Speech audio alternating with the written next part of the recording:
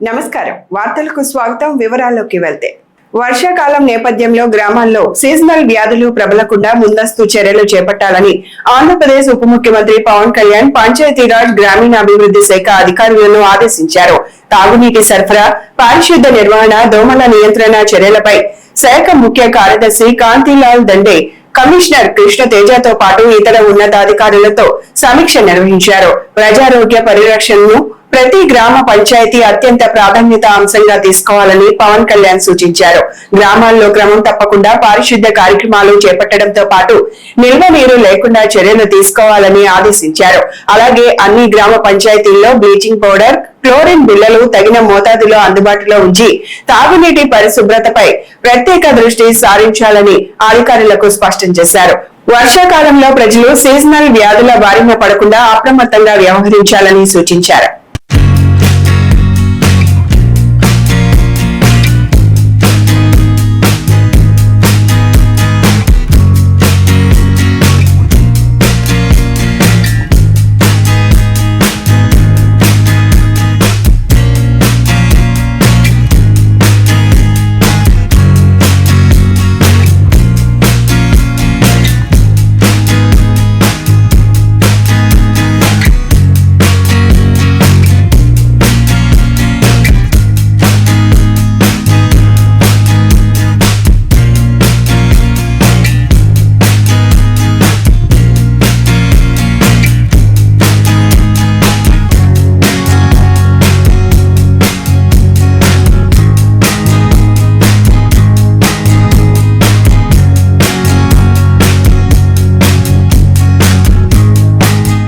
రాజ్యసభ సభ్యుడిగా ప్రమాణ స్వీకారం చేసిన అనంతరం తొలిసారిగా గుంటూరుకు చేరుకున్న టీడీపీ రాజ్యసభ ఎంపీ భాష్యం రామకృష్ణకు పార్టీ శ్రేణులు, అభిమానులు ఘన స్వాగతం పలికారు. పెద్ద ఎత్తున తరలివచ్చిన కార్యకర్తలు పూలమాలలు, నినాదాలతో ఆయనకు అభినందనలు తెలిపారు. ఈ సందర్భంగా ఎంపీ భాష్యం రామకృష్ణ మాట్లాడుతూ ముఖ్యమంత్రి చంద్రబాబు నాయుడు ఆశీస్సులు, మంత్రి నారా లోకేష్ ప్రోత్సాహంతో రాజ్యసభ సభ్యుడిగా అవకాశం లభించిందని చెప్పారు. తన ఎన్నికకు సహకరించిన ఎమ్మెల్యేలందరికీ ప్రత్యేక కృతజ్ఞతలు తెలిపారు. జిల్లా ప్రజా ప్రతినిధులు, పార్టీ నాయకులతో సమిష్టిగా పనిచేస్తూ గుంటూరు జిల్లా అభివృద్ధికి కృషి చేస్తామని స్పష్టం చేశారు. గుంటూరును సస్యశ్యామలం చేసే దిశగా అభివృద్ధి కార్యక్రమాలకు ప్రాధాన్యత ఇస్తామని, పార్టీని మరింత బలోపేతం చేసేందుకు కట్టుబడి పనిచేస్తామని భాష్యం రామకృష్ణ వెల్లడించారు. మన తెలుగుదేశం పార్టీ జాతీయ అధ్యక్షులు, మన ముఖ్యమంత్రి వర్యులు శ్రీ నారా చంద్రబాబు నాయుడు గారి ఆశీస్సులతో మా యువ నాయకులు నారా లోకేష్ గారి ప్రోత్సాహంతో నాకు రాజ్యసభ సీటు రావడం జరిగింది. నిన్ననే ఢిల్లీలో నేను, చింతకాయల విజయ్ గారు, సానా సతీష్ గారు మన పార్టీ తరఫున మరి ప్రమాణ స్వీకారం చేసి రావడం జరిగింది. ఈ సందర్భంగా మాకు సహకరిస్తున్న మన ఎమ్మెల్యే బోర్ల రామాంజనేయులు గారు, మన భాష్యం ప్రవీణ్ గారు, నజీర్ గారు, మన గల్లా మాధవ్ గారు, వీళ్ళందరికీ కూడా నా నమస్కారం తెలియజేస్తున్నాను. అట్లాగే నిన్న మాకు దగ్గరుండి ప్రోత్సాహం ఇచ్చిన మా పార్లమెంటు సభ్యులు, మా కేంద్ర మంత్రివర్యులు పెమ్మసాని చంద్రశేఖర్ గారికి కూడా మా హృదయపూర్వక ధన్యవాదాలు తెలియజేస్తున్నాం. మా అందరం సమిష్టిగా పనిచేస్తూ గుంటూరుని సస్యశ్యామలంగా చేయాలనేదే మా లక్ష్యం. అందుకు ప్రతి ఒక్కళ్ళ కార్యకర్తలు కానీ, నాయకులు కానీ అందరి సహకారం తీసుకొని పార్టీని పటిష్టం చేయటం, గుంటూరుని అభివృద్ధి చేయటం మా ఎజెండాగా పెట్టుకున్నాం. మరి ఈ సందర్భంగా సహకరిస్తున్న ప్రతి ఒక్కరికి కూడా నా నమస్కారాలు. జై తెలుగుదేశం, జై కార్యకర్త. సంజీవని కార్యక్రమం దేశానికి రోల్ మోడల్ గా నిలుస్తోందని ఎమ్మెల్యే గల్లా మాధవి అన్నారు. ఈ మేరకు ఆమె మీడియా సమావేశం నిర్వహించి కార్యక్రమం పురోగతిపై వివరాలు వెల్లడించారు. ప్రజారోగ్యం, మహిళా సంక్షేమం, గ్రామీణ స్థాయి సేవల బలోపేతమే లక్ష్యంగా సంజీవని కార్యక్రమాన్ని సమర్థవంతంగా అమలు చేస్తున్నామని ఎమ్మెల్యే తెలిపారు. ప్రజలకు నేరుగా చేరువయ్యే విధంగా సేవలు అందించడమే ఈ కార్యక్రమం ముఖ్య ఉద్దేశమని ఆమె స్పష్టం చేశారు. ఈ కార్యక్రమం ద్వారా సత్వర సేవలు, పారదర్శకత, సమన్వయంతో పని జరుగుతోందని, అందుకే ఇది దేశానికే ఆదర్శంగా మారుతోందని గల్లా మాధవి పేర్కొన్నారు. విధంగా ఆరోగ్యాన్ని అందించాలి, ఆరోగ్య ఆంధ్రప్రదేశ్ ని తీర్చిదిద్దాలి అన్న ఒక సంకల్పంతో సంజీవిని అనే ఒక ప్రాజెక్ట్ ని నారా చంద్రబాబు నాయుడు గారు రూపకల్పన చేయడం జరిగింది. ఈ సంజీవిని ప్రాజెక్ట్ యొక్క వివరాలు, అందులో ఉన్న గొప్పతనం, అది మన ఆంధ్ర రాష్ట్రానికి ఏ విధంగా ఉపయోగపడుతుందో నేను మీకు చెప్పదలుచుకున్నాను. ఈరోజు సంజీవిని ప్రాజెక్ట్ ఆంధ్ర రాష్ట్ర వ్యాప్తంగా ప్రతి ఒక్క కుటుంబానికి ఒక ఆరోగ్యవంతమైన కుటుంబంగా మార్చే ఒక అద్భుతమైన సాధనం. నిజంగా అది సంజీవినిగా చెప్పుకోవచ్చు. అయితే అందులో చేస్తున్న ప్రోగ్రామ్స్, అందులో భాగస్వామ్యమైన విషయాలు ఏమంటే ముందుగా ప్రతి ఒక్క కుటుంబం ఏ యొక్క అనారోగ్య పాలు అవ్వకుండా దాదాపుగా 42 నుంచి 72 పరీక్షల్ని ప్రతి ఒక్క కుటుంబ సభ్యునికి చేయడం, 104 వాహనం ద్వారా అక్కడ మొబైల్ టెస్ట్ ల్యాబ్ని ఏర్పాటు చేసి అక్కడ ఆ ప్రాంతంలో ఉన్న ప్రతి ఒక్క వ్యక్తికి ఈ యొక్క పరీక్షలను అనేది నిర్వహించి వారు దీర్ఘకాలికంగా ఇబ్బంది పడుతున్న అనేక రుగ్మతల మీద దృష్టి పెట్టి, అదేవిధంగా వారికి ఇంకా ఏదైనా సర్జరీలు కానివ్వండి, ఇంకా ఏదైనా హెల్త్ ఎయిడ్ కావాల్సి వస్తే అక్కడికక్కడే గుర్తించి వారికి తగు పరిష్కారాలని అందించే ప్రయత్నమే సంజీవిని ప్రాజెక్టు యొక్క ముఖ్య ఉద్దేశం, ముఖ్య లక్ష్యం. పల్నాడు జిల్లాలోని మాచర్ల పట్టణంలో తీవ్ర ఉద్రిక్త పరిస్థితులు నెలకొన్నాయి. కాన్పు కోసం ఆసుపత్రికి వచ్చిన ఓ గర్భిణీ స్త్రీ మృతి చెందడంతో కుటుంబ సభ్యులు, బంధువులు ఆగ్రహం వ్యక్తం చేశారు. మాచర్ల మండలం సుబ్బారెడ్డిపాలెం గ్రామానికి చెందిన 25 ఏళ్ల పుణ్యమూర్తి శిలువకుమారి డెలివరీ అనంతరం అనుమానాస్పద పరిస్థితుల్లో మృతి చెందింది. ఆమె ఆడబిడ్డకు జన్మనివ్వగా శిశువు క్షేమంగా ఉన్నప్పటికీ తల్లి మృతి చెందడంతో కుటుంబంలో తీవ్ర విషాదం నెలకొంది. హైదరాబాద్ లో సాఫ్ట్వేర్ ఇంజనీర్ గా పనిచేస్తున్న విజయ్ భాస్కర్ తో ఏడాది క్రితమే శిలువకుమారికి వివాహం జరిగింది. తొలి కాన్పులోనే ఈ విషాదం చోటు చేసుకోవడంతో కుటుంబ సభ్యులు కన్నీరు మున్నీరవుతున్నారు.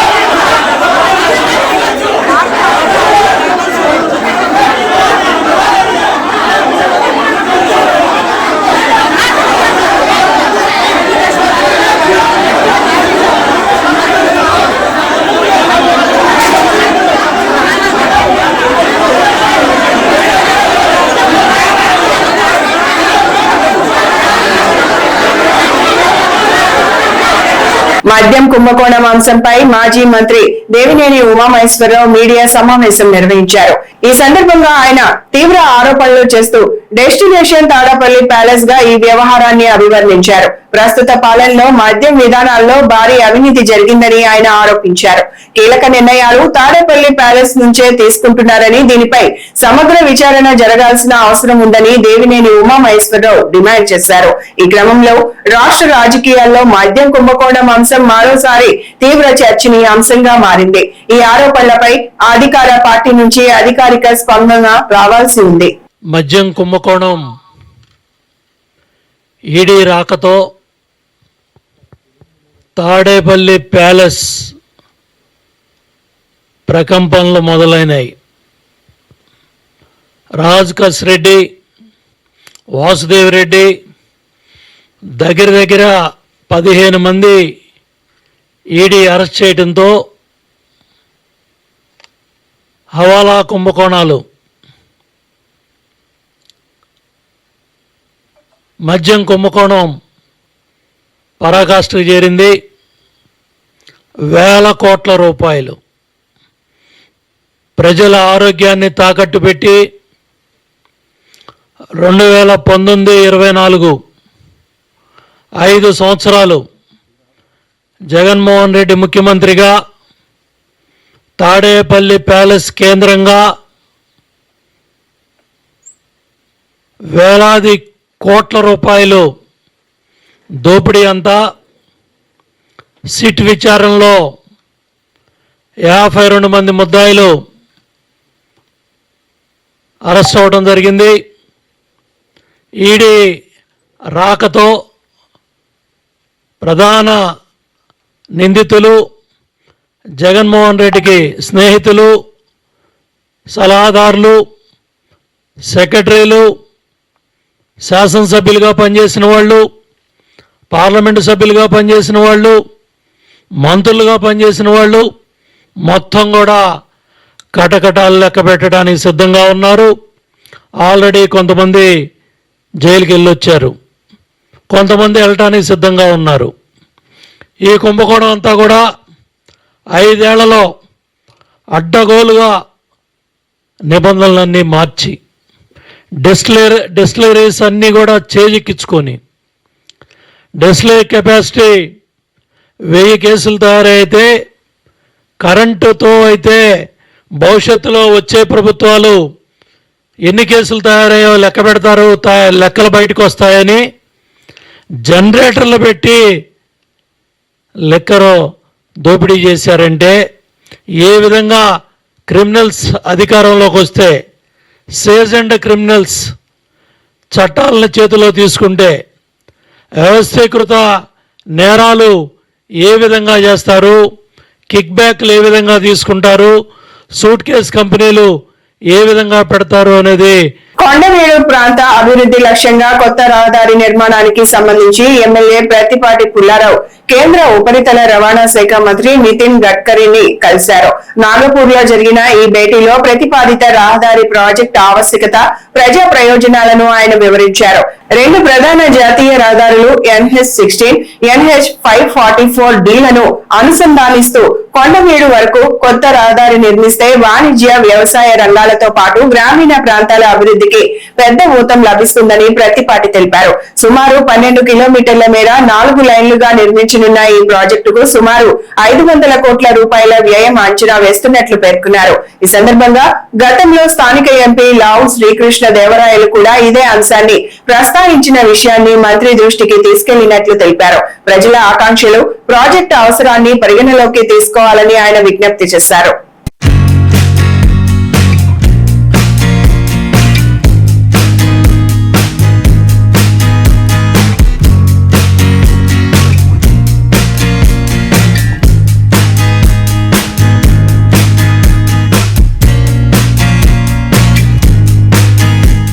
హైదరాబాద్ ఓల్డ్ సిటీలో సంచలనం.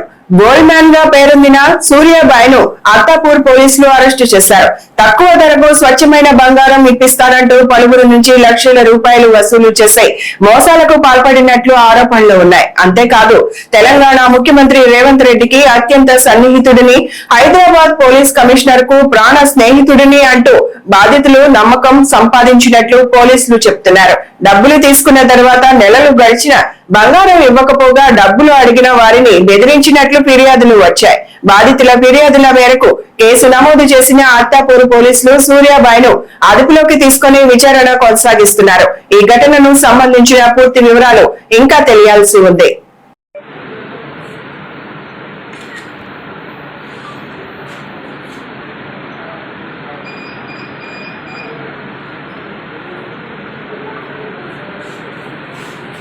హనుమకొండ జిల్లాలో మహిళా స్వయం సహాయక సంఘాల పనితీరుకు అంతర్జాతీయ స్థాయిలో ప్రశంసలు దక్కాయి.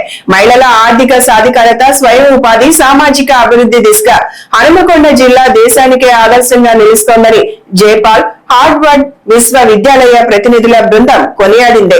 జిల్లా కలెక్టర్ చాహద్ బాజ్పాయ్ తో సమావేశమైన ప్రతినిధులు జిల్లాలో అమలవుతున్న మహిళా సాధికారత కార్యక్రమాలపై వివరాలు తెలుసుకున్నారు. అంతకు ముందు ఓరుగల్లు మహిళా సమైక్య కార్యాలయం, పరకాల మహిళా డైరీ, ఆత్మకూరు, దామోరా మండలాల్లోని మహిళా స్వయం సహాయక సంఘాలను సందర్శించిన బృందం గ్రామీణ మహిళల ఆర్థిక స్వావలంబన, పొదుపు, సూక్ష్మ వ్యాపారాలు, నాయకత్వ వికాసంపై అమలవుతున్న కార్యక్రమాలను పరిశీలించింది.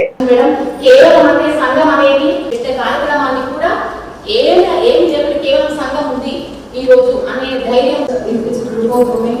who use this network of SHGs and value villages and this NRM, and they came out of the cycle of poverty. She mentioned that children of all of them, almost they are doctors, engineers, CA, chartered accountant. Her daughter recently got selected into MBBS. And now they are like a social capital for us. Now they are like the champions for us. And she mentioned that they learn Hindi because Hindi is the main mode of communication here, and they are like master trainers. They are doing and training others how they can use this. Seen like the worst times in our lives also. Many of us were married early in our lives. We had to face domestic violence also. We had to face everything in our lives. And now using this, now we are empowered. We have brought our families out of this circle of poverty. Now our next generations are settled, and we want to motivate others also. You want to have this question also?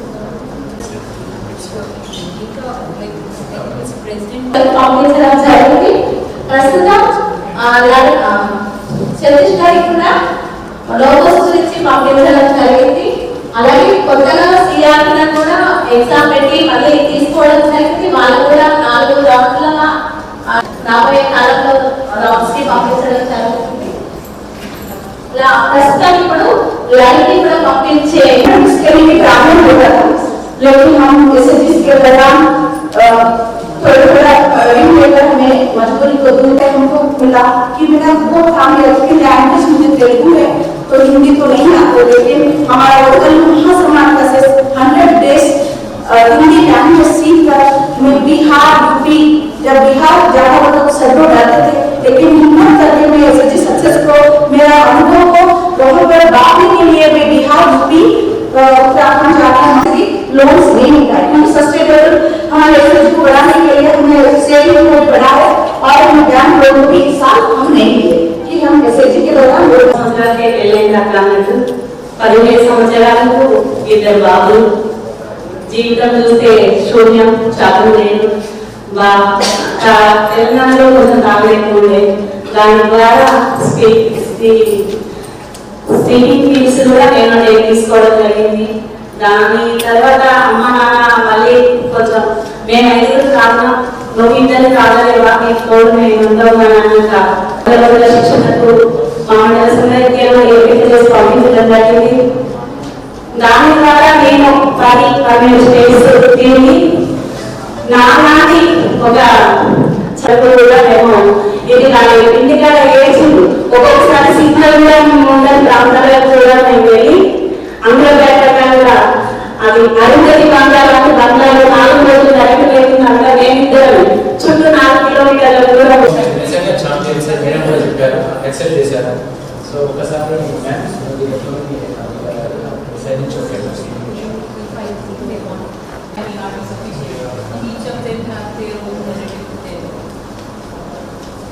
Quthbullapur నియోజకవర్గంలోని Jagadgiri గుట్టలో సమాశక్తి award గ్రహీత కార్మికుల నాయకుడిగా గుర్తింపు పొందిన రవి సింగ్ జన్మదిన వేడుకలు ఘనంగా నిర్వహించారు. ఈ సందర్భంగా పలువురు ప్రజా ప్రతినిధులు, కార్మిక సంఘాల నాయకులు, అభిమానులు పాల్గొని శుభాకాంక్షలు తెలిపారు.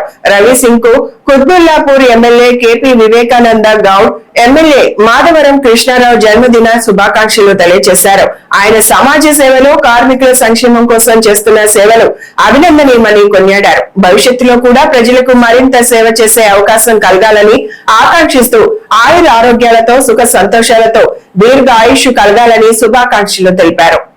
ఈరోజు శ్రమశక్తి అవార్డు గ్రహీత మన రవిసింగ్ అన్న గారి బర్త్డే సందర్భంగా మేమందరం చాలా ఘనంగా జరుపుకుంటున్నాం ఇక్కడ ఆఫీస్లో.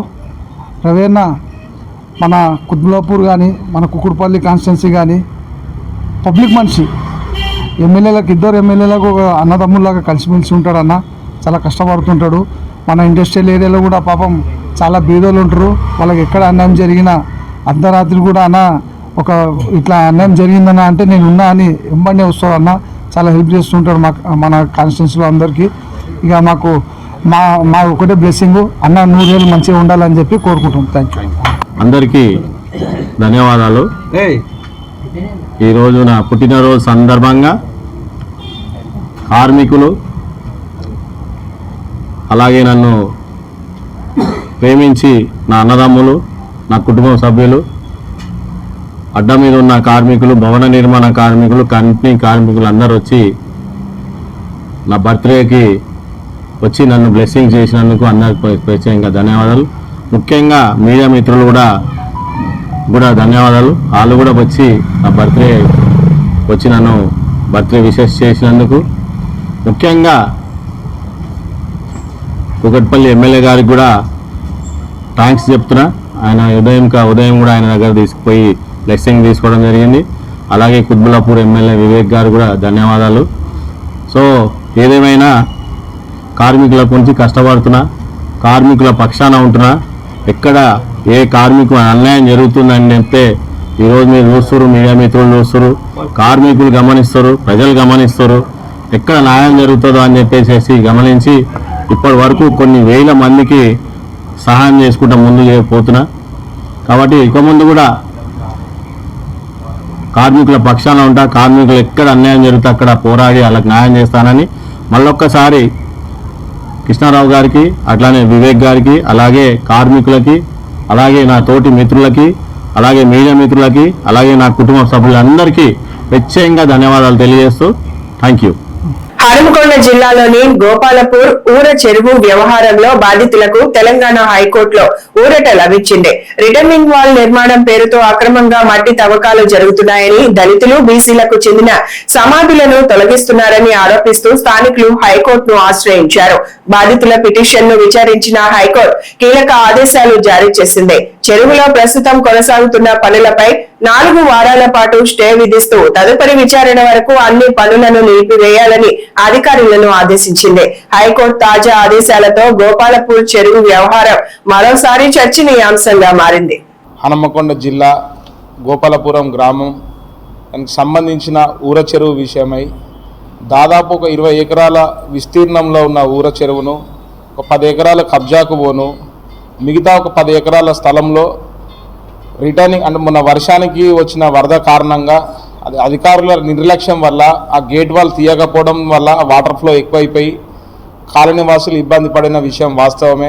ప్రకృతికి చేసిన విధ్వంసానికి మనం మనుషులమైతే ఏం చేయలేము. కాకపోతే వాటికి తగు చర్యలు తీసుకోవడానికి మున్సిపల్ అధికారులు కానీ, ప్రభుత్వ అధికారులు కానీ, ఇతర ఏ విషయంలో ఉన్న ప్రతి ఒక్క అధికారులు కానీ ముందస్తు చర్యలు అనేది తీసుకోవడం జరగాలి. దాని తర్వాత ఈ గోపాలపురం ఊర చెరువులో రిటర్నింగ్ వాల్ కన్స్ట్రక్షన్ అనేది జరుగుతుంది. దానికి అభివృద్ధికి మేమేం అడ్డం కాదు. దీంట్లో ప్రభుత్వం గుర్తించిన 3 ఎకరాల 11 గుంటలకు సంబంధించిన గోపాలపురం దళితులకు, బీసీలకు సంబంధించిన శ్మశాన వాటిక అనేది అది గత 70-80 సంవత్సరాల నుంచి ఉన్నది. అది ఈరోజు కొత్తగా పుట్టిందైతే కాదు. 1971 మాస్టర్ ప్లాన్లో కూడా మున్సిపల్ అధికారులచే గుర్తించబడిన శ్మశాన వాటిక అది ఎగ్జిస్టెన్స్లో అంటే గత 70-80 సంవత్సరాల నుంచి అక్కడ వాడకంలో ఉన్నది. దీన్ని ఇరిగేషన్ అధికారులు గత 20 సంవత్సరాల నుంచి ఈ చెరువు అనేది వాడకంలో లేదు. అక్కడ వ్యవసాయ భూములు లేవు కాబట్టి ఇరిగేషన్ డిపార్ట్మెంట్ అనేది రెవెన్యూ డిపార్ట్మెంట్కి అటాచ్ చేయాలి ల్యాండ్. అది చేయకపోగా కేవలం దాంట్లో మట్టి అమ్ముకోవడానికి ప్రభుత్వ అధికారులు కానీ, ప్రజాప్రతినిధులు కానీ వాళ్ళు అభివృద్ధి పేరిట ఈ సమాధులను విధ్వంసం చేసి మా దళితుల గౌడ సంఘానికి సంబంధించిన శ్మశాన వాటిక, అది బీసీలకు, ఎస్సీలకు సంబంధించిన శ్మశాన వాటికను ఇలా సమాధులు తీసేసి కనీసం వాళ్ళు వేరే చోట ఎక్కడైనా పోయి ఖననం చేసుకోవడానికి కూడా వీలు లేకుండా యుద్ధ ప్రాతిపదికన ఈ పనులు చేయడం అనేది, దీన్ని ఎవరి కోసం లాభం చేకూరడానికి అనేది దయచేసి అధికారులు గుర్తించాలి. డే అండ్ నైట్ దీంట్లో మొరం బయటికి అమ్ముకుంటూ మట్టి దందా చేస్తూ అభివృద్ధి పేరిట చాలా ఇప్పటి వరకు దగ్గర ఒక 200 సమాధుల వరకు పోయినాయి. ఈ విషయమై మేము హైకోర్టుకి పోయి ఆర్టికల్ 21 ప్రకారంగా మా హక్కును మేము కాపాడుకోవడానికి హైకోర్టును ఆశ్రయించినప్పుడు మాకు ఒక స్టే ఆర్డర్ అనేది వచ్చింది. మేము గోపాలపురం గ్రామ వాసులము. మేము గోపాలపురం గ్రామంలో గతం మా తాత ముత్తాతల దగ్గర నుంచి 100 సంవత్సరాల నుంచి మేము స్థిర నివాసం ఏర్పరచుకొని మేము అక్కడ ఉంటాం. మేము అక్కడ దాదాపుగా 70-80 సంవత్సరాల నుంచి కూడా అక్కడ శ్మశాన వాటిక ఊర చెరువులో సర్వే నెంబర్ 89లో 3 ఎకరాల 11 గుంటలు మాకు గ్రామ పంచాయతీ నుంచి మాకు ఇవ్వడం జరిగింది. మా తాత ముత్తాతల నుంచి అక్కడ గోపాలపురం గ్రామ ప్రజలందరూ సంబంధించినటువంటి ఎవరు చనిపోయినా కూడా అక్కడ సమాధులు, గోరీలు అక్కడ కట్టడం జరిగింది. గతంలో దాదాపుగా ఒక 10 సంవత్సరాల కింద ప్రకృతి విపత్తు వల్ల వర్షం వరదల కారణంగా అక్కడ మొత్తం ఉన్నటువంటి జాగలో ఒక 10 ఎకరాలు అక్కడ మిగిల్చి మిగతా అంతా కబ్జా గురి చేయడం వలన అక్కడ ఒక తాత్కాలిక విపత్తును సృష్టించి అక్కడ కిందనున్న ఖాళీలు కొన్ని మునడం జరిగింది. అది అందరికీ బాధాకరమైన విషయం. ఎందరో ఆస్తులు కోల్పోయినారు, ఎన్నో కోల్పోయినారు. అయినప్పటికీ కూడా ప్రభుత్వం వారు వాటిలో గుర్తించి అక్కడ ఒక రిటర్నింగ్ వాల్ అనే పేరుతోటి ప్రజలందరికీ శాశ్వత పరిష్కారం కోసం మాత్రమే అక్కడ అభివృద్ధి పనులను చేయడం జరుగుతుంది. మీ శాశ్వత పరిష్కారం కోసం అభివృద్ధి పనులు చేయండి, మేము ఇబ్బంది ఎవరము కూడా కాదు ఇక్కడ. కానీ అక్కడ మా పితరులు ఉన్నటువంటి సమాధులు భవిష్యత్తులో మా గోపాలపురం గ్రామ ప్రజలు చనిపోతే అక్కడ ఖననం చేసుకోనికి, సమాధులు నిర్మించుకోనికి అక్కడ ఎటువంటి ఇబ్బంది గురి చేయదు మొదలు. ఎందుకు అంటే అది ఇప్పుడు ఏర్పడ్డది కాదు. గోపాలపురం గ్రామంలో ఒక బీసీ వాడ అంటే ఒక గౌంలోళ్ళు ఒక మాదిగోళ్ళు మాత్రమే ఒకప్పుడు ఉండేది. అక్కడ 3 ఎకరాల 11 గుంటలు అప్పుడే 70-80 సంవత్సరాల క్రితమే అక్కడ కేటాయించిండ్రు. ఆ కేటాయించిన స్థలాన్ని కూడా మాస్టర్ ప్లాన్ ద్వారా కూడా అక్కడ మండలాఫీసుల ద్వారా 2005 సమాచార హక్కు చట్టం ద్వారా కూడా తీసుకోవచ్చు. మేము దాని ప్రకారంగానే అసలు నిర్ణయించబడ్డదా, కేటాయించబడ్డదా అని మేము గోపాలపురం యువకులు వెలికితీసి అక్కడ కొట్లాటలు, శాంతి భద్రతలు లేకుండా రాస్తారోకోలు, ధర్నాలు జరుగుతా అంటే అక్రమ కేసులు బనాయించడం జరిగింది. వేంపల్లి మండలంలోని చింతలమడుగుపల్లి గ్రామంలో ఇమాం కాసిం స్వామి వారి పీర్ల పండుగ మహోత్సవాలు 5 రోజుల పాటు భక్తి శ్రద్ధలతో నిర్వహించి శుక్రవారం గ్రామోత్సవంతో ఘనంగా ముగిశాయి. ఉత్సవాల్లో భాగంగా గురువారం రాత్రి పెద్ద సరిగెత్తు పూజలు నిర్వహించగా అర్ధరాత్రి భక్తులు అగ్నిగుండ ప్రవేశం చేశారు. అనంతరం సాంస్కృతిక కార్యక్రమాలు నిర్వహించారు. శుక్రవారం మధ్యాహ్నం 3 గంటలకు మంగళ వాయిద్యాలు, కనక తప్పెట్లు, బాణాసంచా నడుమ అంగరంగ వైభవంగా గ్రామోత్సవం నిర్వహించారు. జూన్ 19న తొలి పూజ, 23న చిన్న సరిగెత్తు, 24న విడిదినం, 25న పెద్ద సరిగెత్తు పూజలు నిర్వహించినట్లు నిర్వాహకులు తెలిపారు. ఈ మహోత్సవాల్లో గ్రామస్తులు, పరిసర ప్రాంతాల భక్తులు పెద్ద ఎత్తున పాల్గొన్నారు.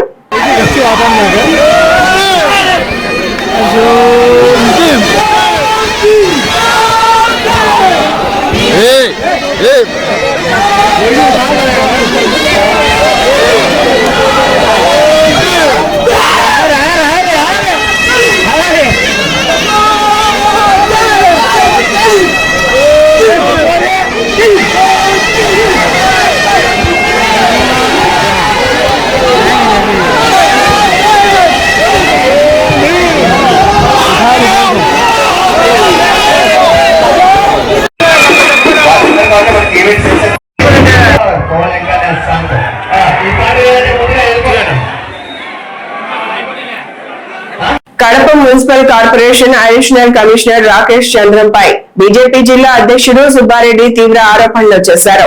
ఆయన తన మత వివరాలపై స్పష్టత ఇవ్వాలని, పరిపాలనలో మతపరమైన వివక్ష చూపుతున్నారంటూ ఆరోపించారు. అలాగే వైఎస్ఆర్ ఆడిటోరియం వినియోగం, సిఎస్ఐ చర్చికి సంబంధించిన పన్ను వ్యవహారాలు, ప్రకాష్ నగర్ లో నిర్మాణ అనుమతులకు సంబంధించిన అంశాల్లో నిబంధనలకు విరుద్ధంగా వ్యవహరించారని ఆరోపించారు. ఈ ఆరోపణలపై తమ వద్ద ఆధారాలు ఉన్నాయని, వాటిని త్వరలో మీడియా, జిల్లా కలెక్టర్ మరియు ఉన్నతాధికారుల ముందు ఉంచి అధికారికంగా ఫిర్యాదు చేస్తామని తెలిపారు. మామూలుగా కార్పొరేషన్లో ఏదో అవినీతికి ఉంటుందంటే మామూలుగానే ఉందనుకోవచ్చు. ఇక్కడి నుంచే మన హిందూ సమాజం మీద, మన మీద మళ్ళా ఒక పెత్తనము, ఒక దౌర్జన్యం లాంటివి జరుగుతుందని మీ ముందుకు ఈరోజు నేను వచ్చి ఉన్నాను. కడప నగరపాలక సంస్థ అడిషనల్ కమిషనర్ అయినటువంటి రాకేష్ చంద్రం దళితుడును అని నమ్మించడంలో, దళిత వర్గాలను, నగర ప్రజలను, అధికారులను నమ్మించడంలో 100% సక్సెస్ అయ్యాడని చెప్పచ్చు. అడిషనల్ కమిషనర్ దళితుడును అని నమ్మి పలువురు దళిత సంఘాలకు సంబంధించినటువంటి వ్యక్తులు ఆయనకు మద్దతుగా మాట్లాడడం, దళిత మాయకుడికి, దళిత అధికారికి అన్యాయం జరిగిందని వాళ్ళంతా భావిస్తున్నారు. అందరూ ఇక్కడ గమనించాల్సిన విషయం ఏమంటే, సదరు అడిషనల్ కమిషనర్ రాకేష్ చంద్రం గారు దళితుడు కాదు, అతను ఒక క్రిస్టియన్. దళితులను మోసం చేసి వారి యొక్క రిజర్వేషన్ను అనుభవిస్తూ దళితులకు అన్యాయం చేసి ఆయన ఆ యొక్క పదవిని అనుభవిస్తున్నారు. ఒక్కటి మనం తెలుసుకోవచ్చు, ఆయన యొక్క జీవనం కావచ్చు, జీవన శైలి, జీవితం అంతా కూడా ఆయన క్రిస్టియన్, ఆయన వివాహం కూడా కావచ్చు. రాకేష్ చంద్రన్ గారు ఏదైతే నేను దళితుడను, క్రిస్టియన్ను అనేది ఏదైనా తేల్చి ఆయన ధైర్యంగా ఏదైనా చెప్పగలరా? ధైర్యం ఉంటే ఆయన బయటకు వచ్చి చెప్పమనండి. ఇటీవల సుప్రీంకోర్టు ఇచ్చిన తీర్పు ప్రకారం ఆయన ఈ బాధ్యతలో కొనసాగడానికి అర్హుడే కాదు. ఇక్కడ నగరపాలక సంస్థలో బాధ్యతలు చేపట్టినప్పటి నుంచి రాకేష్ చంద్రం గారు మత వ్యాప్తి, మత ప్రచారము, మతాన్ని అభివృద్ధి చేయడము మరియు ఆయన యొక్క వ్యవహార శైలి అంతా ఏదైతే